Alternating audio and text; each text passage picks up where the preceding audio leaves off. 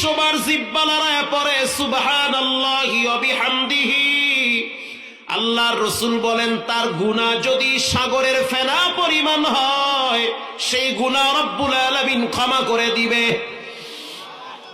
গত রমজানে বাইতুল্লাহ ছিলাম, এর আগের রমজানেও ছিলাম, এবারও যাব। রমজান মাসে তারাবি হয় বাইতুল্লাহ শরীফে, 30 লক্ষ মানুষ দাঁড়ায় দাঁড়ায় কোরআন শোনে। একটা মানুষের ভিতরে বিরক্তি ভাব নাই। কি চমৎকার কণ্ঠ, কি মজা মাখা তেলাওয়াত, যত শুনি ততই মজা লাগে।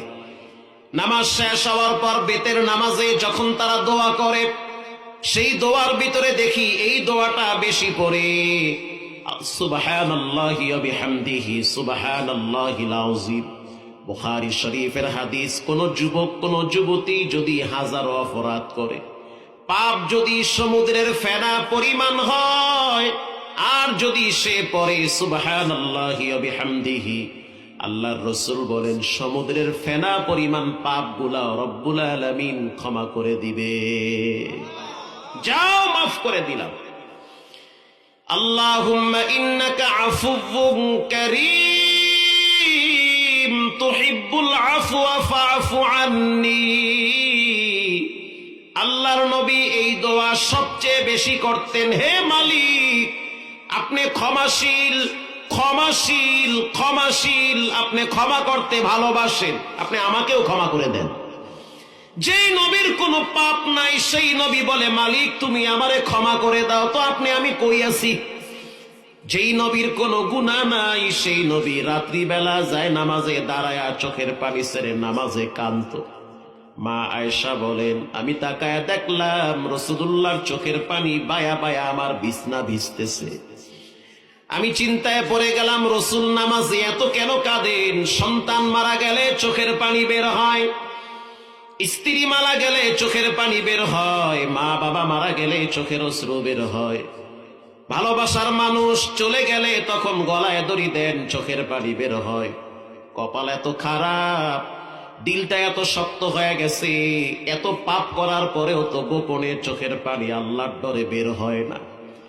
আল্লাহর কাছে তওবা করা উচিত মালিক, পাথর আপনার ডরে কাঁদে, আমি কি হইলাম, কেন আমার দিল এত শক্ত হয়ে গেল? ঠিক না বেঠি? কি হয়ে গেল, আমার দিল এত শক্ত কেন? মসজিদে নামাজ হয়, এত বড় বড় দাড়ি নিয়ে চায়ের দোকানে বসে টিভি দেখে, হইল কি? মসজিদে আজান হচ্ছে, যুবক Facebook, YouTube, TikTok, free fire, PUBG এগুলো নিয়ে ব্যস্ত থাকে, মসজিদেও যায় না। জুমার দিন যাও যায়, তাও মিষ্টি থাকলে বইয়া থাকে, মিষ্টি না থাকলে সালাম ফিরাইয়া আর একজনের সাথে লইয়া দৌড় মারে। কথা কর না কেন? এই তো নামাজ, এই দিয়ে আবার কোন আল্লাহ আমারে মাফ করে দেবে, মরার পরে ফেরেশতারা কইবে পাটাম ফাটা। কথা কর না কেন? জি, এত মানুষের জন্য এত কিছু করলেন, নিজের জন্য করলেন কি? নিজের জন্য নামাজ পড়বেন, নিজের জন্য জিকির করবেন, নিজের জন্য আল্লাহর দ্বীন প্রতিষ্ঠা করতে গিয়ে নিজের তাজা রক্ত জমিনে ঝরাবেন। ঠিক না বেঠি? নিজের জন্য কিছু করেন। মা আয়েশা বলেন নামাজ এমন একটা গুরুত্বপূর্ণ ইবাদত, আমি যখন উযু বানাইতে গেলাম আয়েশা দেখলাম রাসূলুল্লাহ সিজদায় পড়ে আছে, বুখারীর হাদিস। মা আয়েশা বলেন আমি আয়েশা দেখলাম রাসূলুল্লাহ কাঠের মতো সিজদায় পড়ে আছে, নড়াচড়া করে না। জানান্তু হাত্তা কাবদাতার রূহু, আমি মনে করলাম রাসূলুল্লাহ বুঝি সিজদার ভিতরে মারা গেছে। ওহ কি নামাজ নবীর রে! আর আমগো মোবাইল বাজে উঠলে কানে হাত দিয়া কয় হ্যালো মুই নামাজে আছি, পরে কথা কবি। কি নামাজ! আব্বাইন্দা ঘড়ির দিকে চাইয়া থাকে, ইমাম সাহেব কিরাত লম্বা নইলে পিছনে কাজ দেয়, চালু করেন। কথা কন না কা? এই নামাজ দিয়ে আবার হে আল্লাহর দ্বারে কয় আল্লাহ আপনি আমারে মাফ করে দেন। এত সোজা। ছেলে তো মাফ করে না, মেয়ে তো মাফ করে না, বউ তো মাফ করে না, উল্টো পাল্টা করলে 6 বাচ্চা হালাইয়া আর একজনের লাগে দৌড় মারে। কেউ মাফ করতে চায় না, আল্লাহর দ্বারে আইয়া সেগাইয়া বলেন আল্লাহ মাফ করে দেন। এত সোজা। পিঠা খাওয়া লাগবে মরার পরে যদি সঠিক ভাবে না চলেন। কষ্ট হয় আপনাদের? মা আয়েশা বলেন আমি তাকায় দেখলাম রাসূল সিজদায় পড়ে আছে, আল্লাহর নবীর পা নড়ে না, বডি নড়ে না। আমি মনে করলাম রাসূল বুঝি মারা গেছে। আমি আস্তে করে রাসূলুল্লাহর পায়ে একটু নাড়া দিয়েছি, দেখলাম রাসূল আসলে কি মারা গেছে না বেঁচে আছে। যখন পায়ে নাড়া দিয়েছি তখন বুঝলাম রসুল পা নাড়া দিয়েছে, সে বেঁচে আছে, জীবিত আছে। মাথা উঠাইল, লম্বা টাইম বসে বসে দোয়া পড়ল, এরপরে রসুল সালাম ফিরাইল।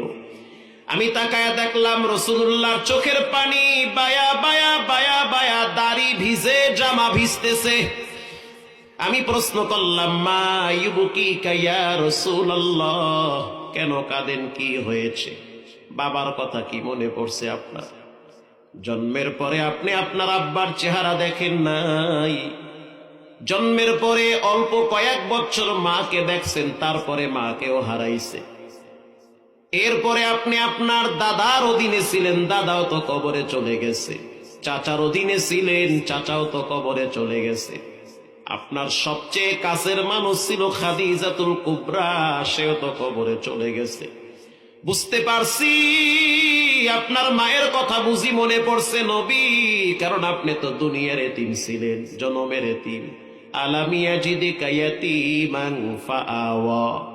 আল্লাহ বলে, নবী আমার, আপনি তো এতিম ছিলেন, আপনাকে আশ্রয় একমাত্র একজন দিয়েছেন, তিনি হলেন কে?